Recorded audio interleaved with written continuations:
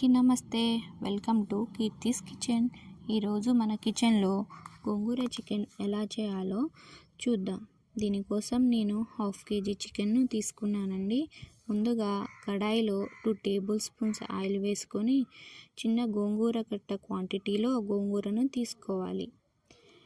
ఈ ఆయిల్లో గోంగూర బాగా ఫ్రై అయిన తర్వాత ఈ గోంగూరను పక్కకు తీసుకోవాలండి.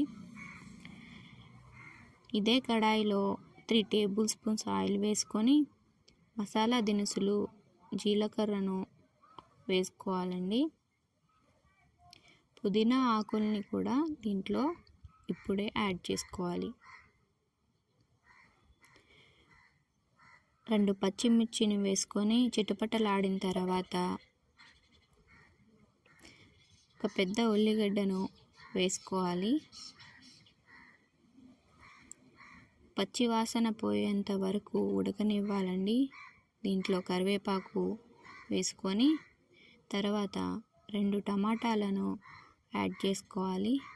దీంట్లోనే 1 టేబుల్ స్పూన్ ఉప్పు, చిటికెడు పసుపు, 2 టేబుల్ స్పూన్స్ కారం యాడ్ చేసుకొని కలుపుకోవాలి.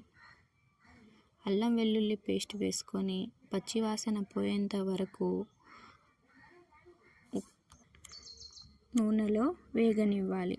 తర్వాత చికెన్ను యాడ్ చేసుకొని బాగా కలుపుకొని ఒక 20 మినిట్స్ చికెన్ బాగా ఉడికేంత వరకు ఉడకనివ్వాలి.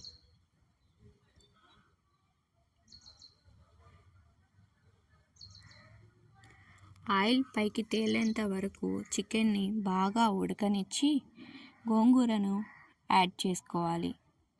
గోంగూర చికెన్కి బాగా పట్టేలాగా కలుపుకోవాలి. తర్వాత 1 గ్లాస్ వాటర్ను యాడ్ చేసుకొని ధనియాల పొడిని యాడ్ చేసుకొని ఉడకనివ్వాలి. అంతే అండి, ఎంతో టేస్టీ అయిన గోంగూర చికెన్ రెడీ అయిపోతుంది. Please do subscribe.